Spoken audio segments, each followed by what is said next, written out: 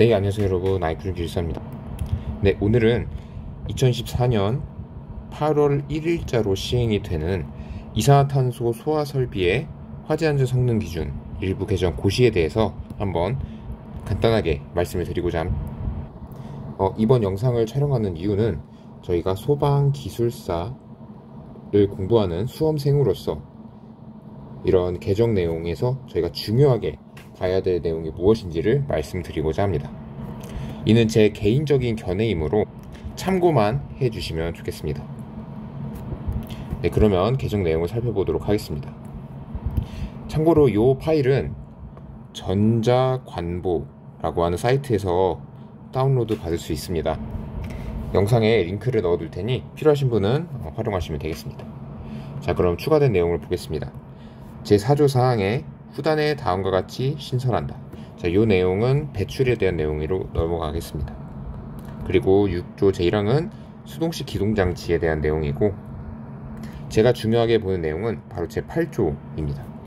고압식의 1차 측 배관 부속의 최소 사용 설계 압력은 9.5MPa로 하고, 고압식의 2차 측과 저압식의 배관 부속의 최소 사용 설계 압력은 4.5MPa로 할 것. 자, 여기서 중요하게 봐야 할 키워드가 바로 최소 사용 설계 압력입니다. 자, 이 최소 사용 설계 압력이라는 것은 이제 말 그대로 배관을 통해서 이산화탄소 약재가 방사가 되는데, 이때 배관에 걸리는 최소한의 압력이 9.5, 고압식 1차 측의 경우에는 9.5MPa로 계산을 해야 된다.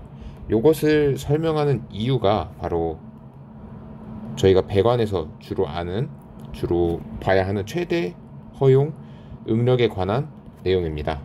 자, 배관 두께 산출하는 공식이 있죠. T는 ESE PD 더하기 A입니다. 대문자로 쓰겠습니다. 배관의 두께 T는 SE, 이 SE는 여기서 최대 허용 응력을 뜻합니다. 이때 최대 허용 응력은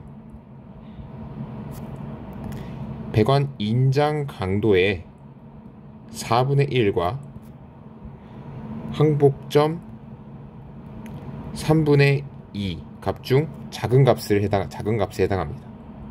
거기다 D는 배관의 직 바깥지름 외경이고, 여기서 P가 바로 최대 허용 압력입니다. 여기서 A는 나사 이음, 홈 이음 등 허용값이 되겠습니다. 그래서 저희가 중요하게 봐야 될 것이 바로 최대 허용 압력과 최소 사용 설계 압력입니다. 이 둘 간의 크기 차이가 어떻게 되느냐에 따라 배관의 두께가 달라지게 됩니다. 핵심만 말씀드리면 최대 허용 압력이 최소 사용 설계 압력보다 훨씬 커야 합니다. 그 이유는 최소 사용 설계 압력, 단어가 좀 어려운데, 이 최소 사용 설계 압력이라는 것은 아까도 말씀드렸듯 배관이 최소 이 정도 압력에서는 작동이 될 거야 라는 값을 나타내는 것인데, 최대 허용 압력은 배관이 얼마까지 버틸 수 있느냐를 나타내는 겁니다. 자, 만약에 최소 사용 설계 압력이 9.5MPa로 주어졌는데 배관의 최대 허용 압력은 8MPa이라고 하면 배관의 최대 허용 압력이 최소 사용 설계 압력보다 작아지니까 배관이 버티지 못하고 터지게 됩니다. 그래서 최대 허용 압력이 더 크게 배관을 설계를 해야 되는 것이죠. 그때 설계를 할 때 이러한 공식을 이용하게 됩니다.